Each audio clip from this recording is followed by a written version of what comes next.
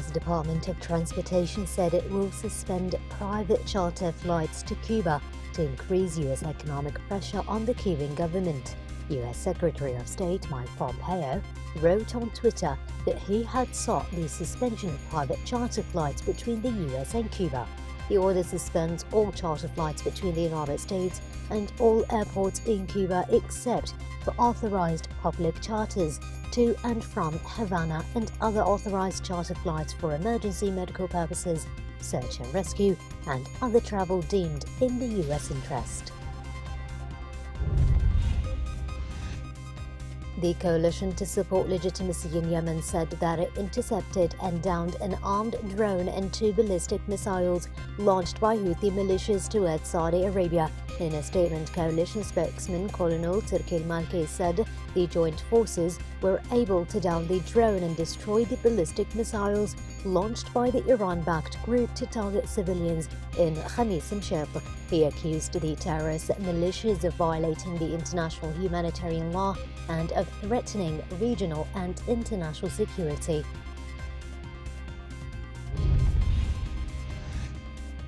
Visiting U.S. Undersecretary for Political Affairs David Hale to Lebanon revealed that the Federal Bureau of Investigation, or the FBI, will join Lebanon and other international investigators in the probe into the deadly Beirut port blast.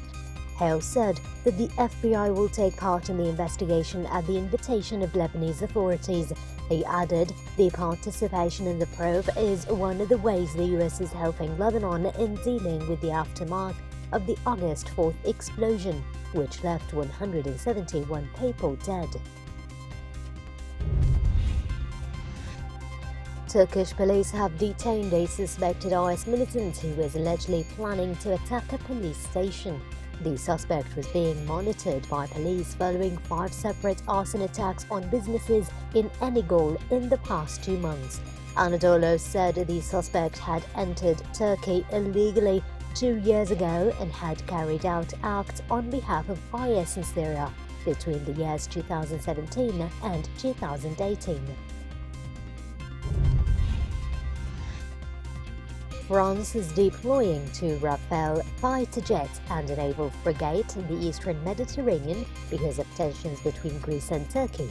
French President Emmanuel Macron has urged Turkey to halt oil and gas exploration in disputed waters in the area.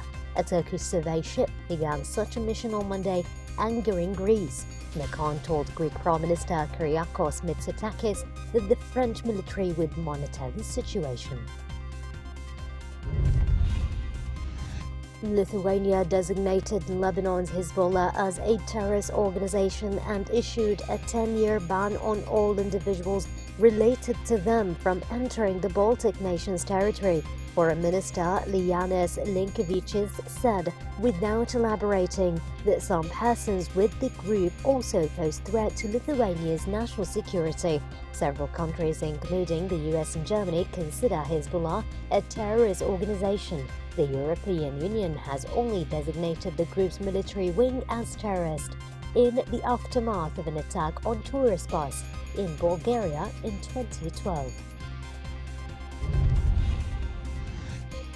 The UN's cultural agency UNESCO vowed to lead efforts to protect vulnerable heritage in Lebanon after last week's gigantic Beirut port blast, warning that 60 historic buildings were at risk of collapse. The effects of the blast were felt all over the Lebanese capital, and the international community has sent a strong signal of support to Lebanon following this tragedy. Lebanese lawmakers approved a 2-week state of emergency in Beirut declared by the government following the deadly port explosion that has reignited angry street protests. The state of emergency law will give the military exceptional powers to clamp down on protesters demanding the overthrow of political elite widely held responsible for the devastating blast, human rights groups said. The government had already declared a 2-week state of emergency on August 5th, the day after the blast that killed 171 people and ravaged the heart of the capital. a group of Iraqi volunteers launched an initiative to deliver oxygen cylinders and medical supplies to coronavirus patients who are being treated at their homes, as the total number of deaths reached 5,588 in the country. The 15-member team of volunteers focuses on distributing free oxygen cylinders and medical supplies to patients in Najaf. The head of the volunteer team, Mustafa Kashif Al-Ghata, explained that after the oxygen crisis in Al-Nasiriyah city and the subsequent oxygen crisis in all governorates, the group decided to work on finding a solution. Egypt's coronavirus cases have dropped slightly despite concerns over a second wave of infections. Officials have stressed that fighting the pandemic remains a top priority, but that people should respect social distancing measures.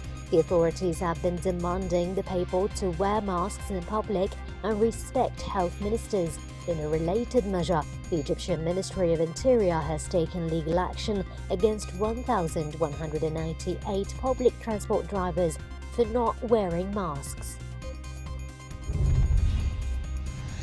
The Friends of Sudan group has expressed full political support to Khartoum in its transitional phase.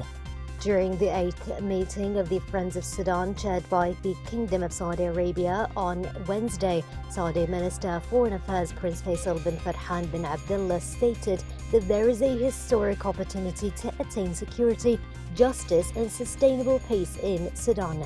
He stressed the importance of respecting the sovereignty of Sudan and the independence of its decisions in addressing the root causes of the conflict, in order to reach comprehensive peace and strengthen its national unity and regional security. The United Nations revealed that 43% of schools around the world don't have access to water and soap for basic hand washing. The new report comes as countries wrestle with when and how to safely open schools amid the COVID-19 pandemic. The report by the World Health Organization and UNICEF said more than one-third of the 818 million children around the globe who lacked basic hand-washing facilities at their schools last year are in sub-Saharan Africa. Diplomats have warned that the nuclear deal between Tehran and major countries would be more vulnerable if the UN Security Council voted this week on a US proposal to extend the arms embargo on Iran. In Tehran, the Iranian Foreign Ministry quickly denied an Iranian news agency report that revealed the possibility of reducing US sanctions in preparation for the start of US-Iranian talks under the auspices of Germany and Britain. The United States circulated a revised resolution that would extend a UN arms embargo on Iran indefinitely, seeking to gain more support in the 15-member Security Council amid strong opposition by Russia and China.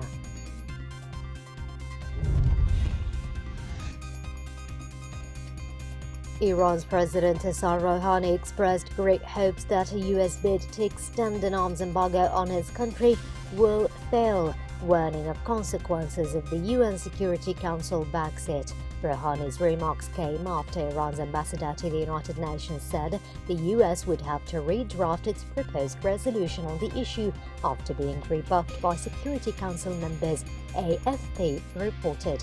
The ban on selling weapons to Iran is said to be progressively eased from October under the terms of Resolution 2231, which blessed the Iran nuclear deal that world powers agreed in July of 2015.